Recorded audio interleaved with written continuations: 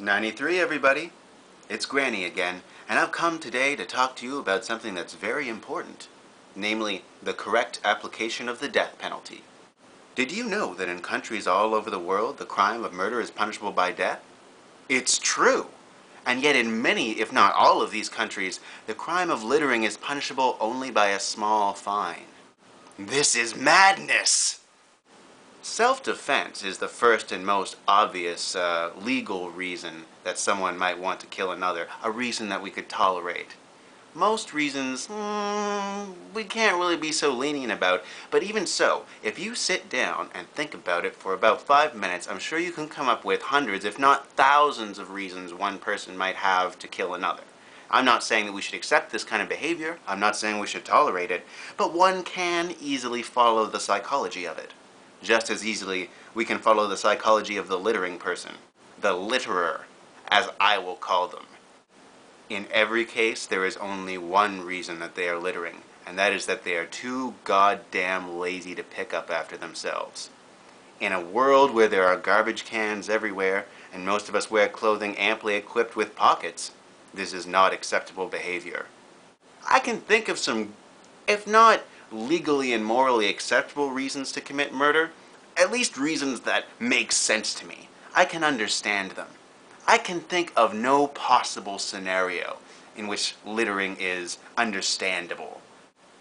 Oh, I see the litterer's point of view. That garbage can is awfully far away and that chip bag is so heavy.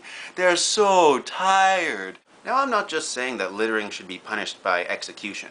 It should be punished by public, televised execution, just so that everyone knows. You know what? I bet the place will be a whole lot cleaner after that, because really, throwing your trash in the trash isn't that hard to do. And if people know that there's a bloody axe on the other side of it, they'll probably walk the extra 20 feet to the can and just chuck it in there. Hopefully, this will encourage people to try harder at life. I'm not saying that people who litter necessarily need to die, but they definitely need to try harder. I think that a few deaths might encourage them to do that. I'm just looking for a solution to the trash problem that creates positive change and really contributes to the moral fabric of society. If we lose a few people who can't handle the idea of stuffing a candy bar wrapper in their pocket and just walking around with it for the rest of the day, you know, I mean, it's sad and everything, but we didn't lose a cure for cancer. The space program is still in good hands. Efforts towards peace in the Middle East, ending world hunger and homelessness, will continue without the litterers. American Idol may lose a few viewers. Crocs may not sell as well as they used to. I can see that happening. Where did all our customers go? They'll wonder. I don't mean to stereotype. I'm just saying that probably if you're too lazy to go out and get grown-up shoes and walk around in them like an adult, then, yeah, you're probably too lazy to clean up after yourself too. Just saying. But sometimes, even though the medicine tastes bad, we have to swallow it to cure the disease. So if you want to avoid a future in which being electrocuted in front of hundreds of thousands of cheering people is the natural consequence of not being able to clean up after yourself, clean up after yourself.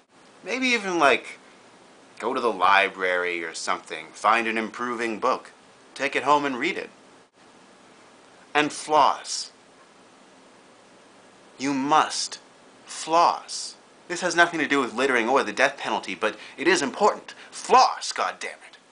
God, does nobody listen.